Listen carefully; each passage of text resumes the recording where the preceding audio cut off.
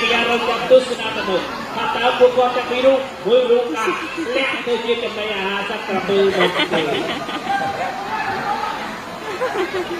បាទបាច់ទៅអល់គ្នាទៅវិញទៅមកទេតារាទាំងពីររូបថាត្រូវបានត្រូវទៅតែពីរនាក់ហ្នឹងក៏ថាទៅបានដែរ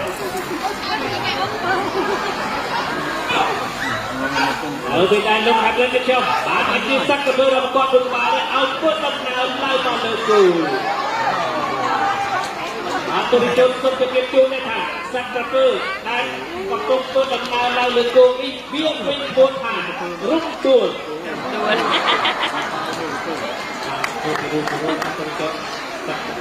បរុណាអូយយល់ទៅខ្ញុំចង់ក្នុងពេលដែលរបស់លោកលោកស្រីនៃកិច្ចការទៅរកចាំយូរលោកខាំដិនជាចុះប្រាប់ថានឹងធ្វើការសម្ដែងជុតខាងដំបូងជួបពុកម៉ែបងប្អូនទស្សនាទាំងរក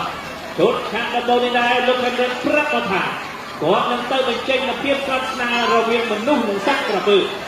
ដោយសារយកដងខ្លួនប្រាំរបស់គាត់ទាំងមូលទៅដេកសម្រាប់នៅក្នុងសត្វក្រពើមួយក្បាលនេះជូនអស់លោកលោកស្រីនៃកិច្ចការទស្សនា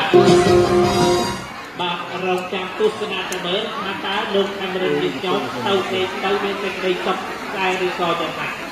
ពេលទៅទ្រាំមិនត្រូវដាក់ត្រូវមិនត្រូវសត្វក្រពើមួយក្បាលនេះញាក់មកអាចមានសំណាងនិងមានវាសនាបានទៅដេកសម្រាប់នៅក្នុងក្បាលមកឈូសមើលរហូតអាចថាទៅបានដែរ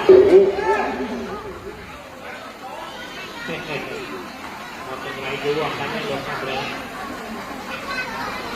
ដល់ណែលោកភិរយុទ្ធខ្ញុំបានជាមកសត្វក្រពើអាហារកាត់កថុកដើម្បីបញ្ចេញស្នាដៃញញឹមប្រអូនសត្វក្រពើ